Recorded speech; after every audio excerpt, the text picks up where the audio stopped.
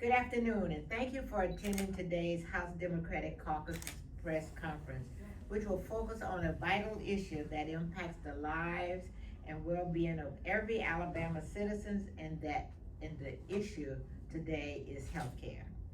To put it bluntly, if the state of Alabama was a patient, it would be in the intensive care unit, facing a terminal prognosis, long, painful road to recovery. There is much to do to improve the health care in Alabama. One issue that is prevalent and relevant to women. There have been efforts in Alabama to prosecute women who cross the state line to receive reductive care that they need. This is what government overreach really looks like. Thankfully, we have a federal judge who has ruled that states cannot prosecute those who assist pregnant women who need to travel out of state to access reproductive care. This ruling protects fundamental constitutional rights, but we shouldn't rely solely on the judges to strike down laws that threaten our rights. We should also pass laws that do so. That is why we support the Alabama Privacy and Medical Recording Protection Act that will be introduced by my colleague, Representative Mary Moore. This bill would ensure that no recording of a patient or their data can take place without the explicit written permission or consent, which it would also prohibit such records from being shared with a third party. This bill will serve to further strengthen the Medical Privacy Rights Act guaranteed by Health Insurance Portability and Accountability Act, presently and commonly known as HIPAA.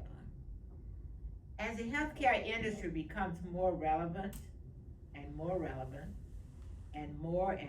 advanced technologies, this act would reinforce the trust of our healthcare systems by prioritizing the patient's confidentiality and security. We must do everything in our power to protect the right, the privacy, and to ensure that our medical data will not be sold or used to advance a political agenda. As Bill Gates once said, historically, privacy was always almost implicit because it was hard to find and gather information.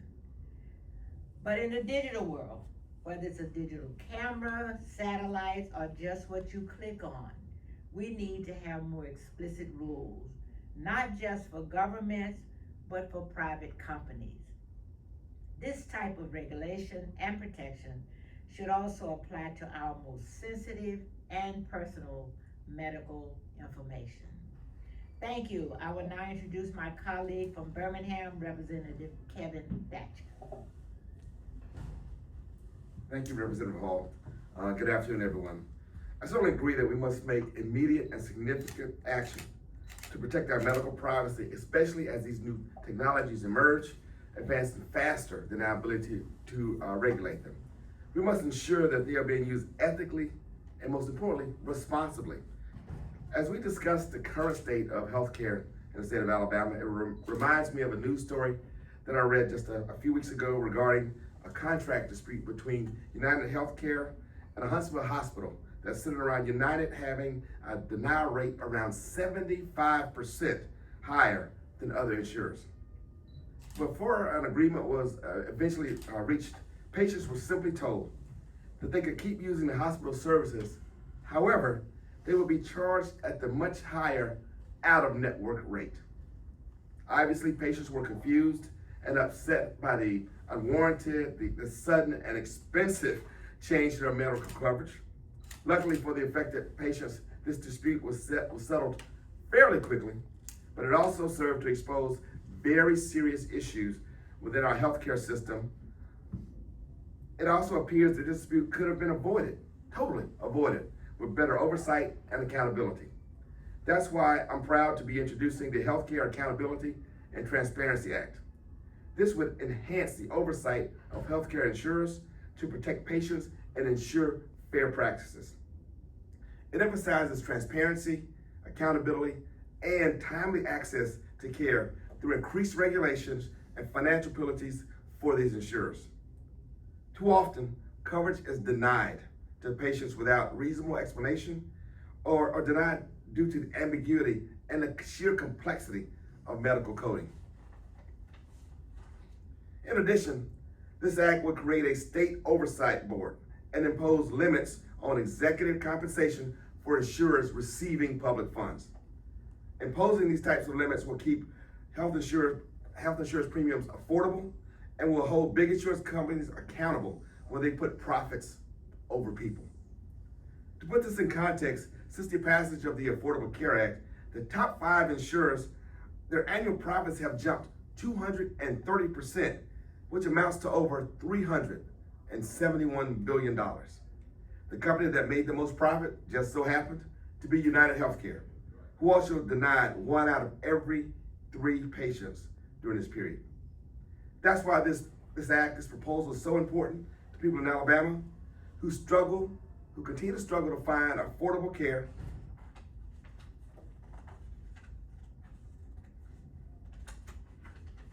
and insurance. Insurance that actually covers the procedures prescribed by their doctor without the additional burden of having to fight the insurance company for denying their legitimate claims. The truth is that patients have a right to timely and equitable access to medically necessary care. To that end, insurance companies must be held accountable for practices that delay or deny necessary care that causes harm to patients. The Healthcare Accountability and Transparency Act will ensure increased transparency and the oversight of these insurance companies. This is how we can protect the public interest and ensure that patients in Alabama are treated fairly and with honesty. Thank you so much, and I'm happy to introduce my colleague from Birmingham, Representative Neil Rafferty of House District 54. Thank you, Representative Datcher. We definitely need more of that transparency and oversight when it comes to health insurance companies, for sure, and the services they provide. And it's funny, but when we discuss health insurance, it's almost always through the lens of insurance that's provided by a person's employer or through a government program like Medicaid or Medicare. However, there is another population of working people out there that also need health insurance. These are the folks that work by contract in what we call the gig economy. For example, people that do Uber, DoorDash, or other workers that are classified as self-employed, independent contractors who do not have the option to purchase insurance or other benefits typically offered by their employer. That's why I've introduced legislation for the last 2 years that has now gained bipartisan support to create portable benefits for these types of workers so that they can purchase and maintain benefits without them being tied to a particular employer. In working on this, I've had the opportunity to participate with Senator Orr on the Portable Benefits Task Force, which was set up to study the best practices used in other states in order to best implement this type of program in Alabama. That's why I was pleased to support SB 86, sponsored by Senator Orr, which has now passed both chambers and awaits the governor's signature to be enacted into law. It's a great example of what we can do together in a bipartisan manner and accomplish something significant that genuinely improves the lives of everyday people here in Alabama. In Alabama, this will make a huge difference to more than 80,000 people who are employed as contract employees on app-based delivery and ride-sharing services, which represent a growing segment of our economy and workforce. Like my colleagues mentioned earlier, it's time to get Alabama's healthcare system out of the intensive care and make our healthcare system healthy once again. Right now, the U.S. has the highest healthcare cost per capita compared to other high-income countries. In fact, we spend twice as much, but have worse incomes in terms of infant and maternal mortality, chronic diseases, and overall expectancy. That's especially true in Alabama, where a recent study showed that just in 2024, we ranked 41st in the nation in terms of health and wellness, and 48th in terms of life expectancy. We can and must do better for ourselves, and we can and must do better for the people we represent and the generations to come. As legislators, we must continue to find new and innovative ways to make healthcare more accessible and affordable for all Alabamians. That means looking at ways to improve all aspects of our health system, whether big or small, by providing gig workers and freelancers access to portable benefits This legislation represents an important step in closing the health insurance coverage gap. Now, let's redouble our focus and attention on the 400,000 of Alabamians that still need access to affordable health insurance for themselves and their families. To put it simply, our work to create a healthier Alabama is just beginning, and we have a long way to go to reach our goals. Thank you. And at this time, I'll be happy to answer any questions y'all might have. I do Yeah. have a question.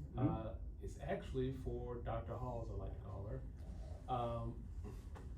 Something you said at the beginning when you started this press conference. You were talking about healthcare, and all you have talked about the importance of why it is in the need to, for lack of better words, be increased, be improved in the state.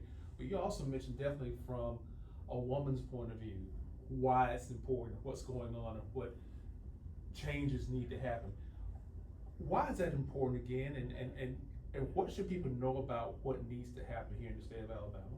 Well, I think just, and we know that women in many households in the state of Alabama are the head of those households.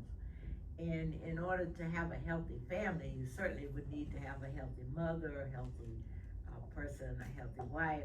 But the issues that impact women, and a good example is our maternity health.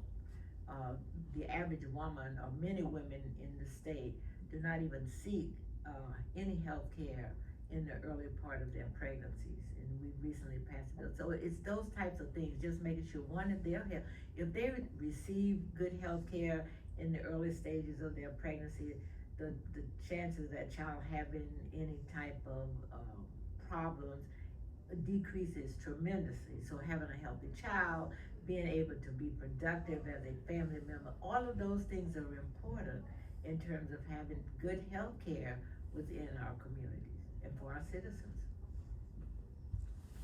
I had a quick question for Representative Rafferty.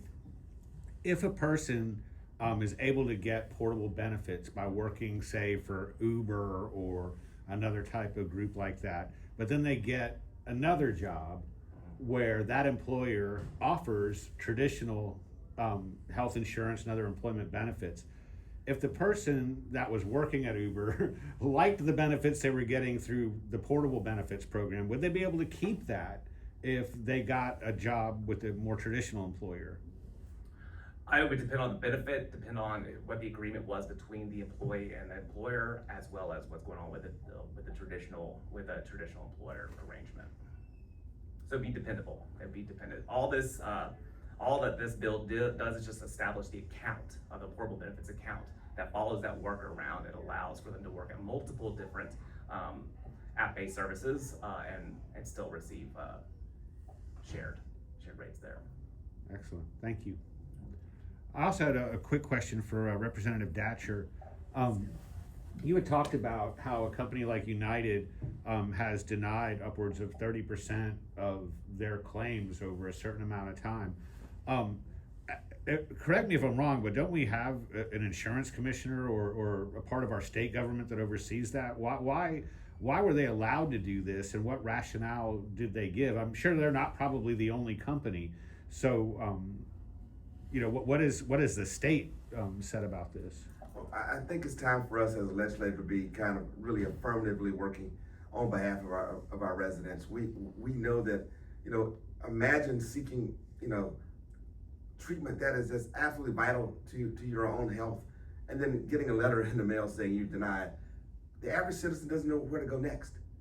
They're there with their doctor. The doctor has actually prescribed this course of treatment, and then it's being denied, in some cases by, literally getting an email or a letter in the mail just saying, hey, you're not covered for this. As representatives of the folks who cover the state from Mobile to Madison, it is our responsibility to ensure our residents are treated fairly, that we get the very best health outcomes, and that only happens when we get the very best health care. And insurance plays a huge role in it.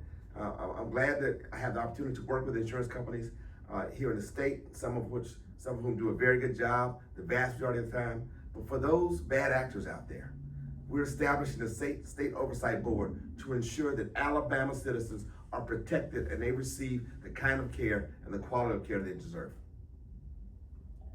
Thank you. All right, thank you, sir. Thank you.